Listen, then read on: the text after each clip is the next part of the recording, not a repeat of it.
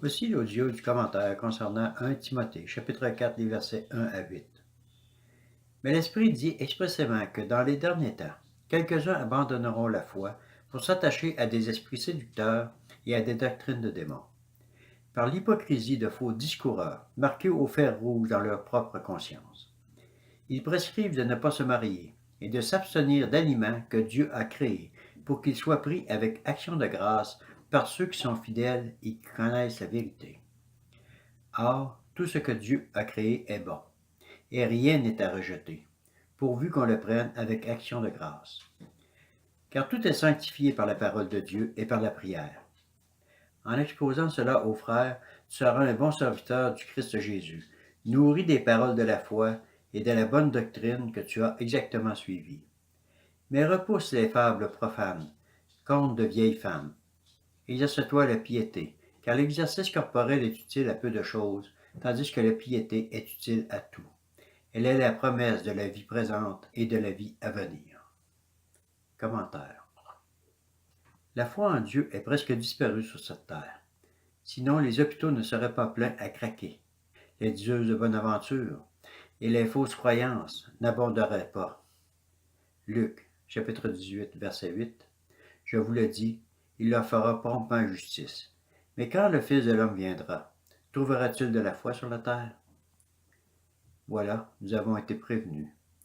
Mais gloire sera rendue à Dieu, car un grand réveil se prépare avant que le Seigneur revienne. Préparez-vous, repentez-vous de votre manque de foi et de regarder à gauche, à droite, au lieu de fixer vos yeux sur le Seigneur Dieu, sur l'Éternel des armées.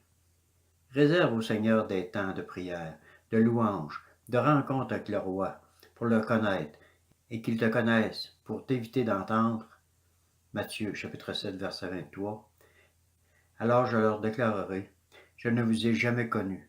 Retirez-vous de moi, vous qui commettez l'iniquité. Mais plutôt entendre, Matthieu chapitre 25, verset 21, son maître lui dit, bien, bon et fidèle serviteur, tu as été fidèle en peu de choses. Je t'établirai sur beaucoup. Entre dans la joie de ton maître. Alors, dans le royaume, ta place est-elle à droite ou à gauche du roi? Est-elle avec les brebis ou les boucs? Matthieu, chapitre 25, versets 31 à 46. Lorsque le Fils de l'homme viendra dans sa gloire, avec tous les anges, il s'assiera sur son trône de gloire. Toutes les nations seront assemblées devant lui. Il séparera les uns avec les autres, comme le berger sépare les brebis d'avec les boucs. Et il mettra les brebis à sa droite et les boucs à sa gauche. Alors le roi dira à ceux qui seront à sa droite, venez, vous qui êtes bénis de mon Père, recevez en héritage le royaume qui vous a été préparé dès la fondation du monde. Car j'ai eu faim et vous m'avez donné à manger. J'ai eu soif et vous m'avez donné à boire. J'étais étranger et vous m'avez recueilli. Nu et vous m'avez vêtu.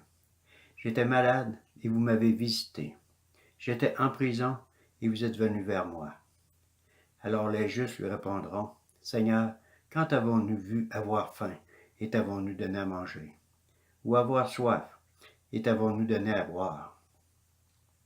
Quand avons-nous vu étranger et t'avons-nous recueilli? Ou nu et t'avons-nous vêtu? Quand avons-nous vu malade ou en prison et sommes-nous allés vers toi? Et le roi leur répondra, en vérité, je vous le dis, dans la mesure où vous avez fait cela à l'un de ces plus petits de mes frères, c'est à moi que vous l'avez fait. Ensuite, il dira à ceux qui seront à sa gauche, retirez-vous de moi, maudits, allez dans le feu éternel préparé pour le diable et pour ses anges. Car j'ai eu faim et vous ne m'avez pas donné à manger. J'ai eu soif et vous ne m'avez pas donné à boire. J'étais étranger et vous ne m'avez pas recueilli. Nu et vous ne m'avez pas vêtu. Malade et en prison et vous ne m'avez pas visité. Alors ils répondront eux aussi, Seigneur, quand avons-nous vu avoir faim ou soif, étranger ou nu, ou malade ou en prison, et ne t'avons-nous pas rendu service? Alors il leur répondra, en vérité je vous le dis, dans la mesure où vous n'avez pas fait cela à l'un de ces plus petits, c'est à moi que vous ne l'avez pas fait. Et ceux-ci iront au châtiment éternel, mais les justes à la vie éternelle. Agis comme le Seigneur demande. Marche selon sa parole. Fais le bien au lieu du mal. Ne te laisse plus entraîner dans l'immoralité, mais plutôt reconnais Jésus dans toutes tes voies. Matthieu chapitre 10, versets 32 et 33.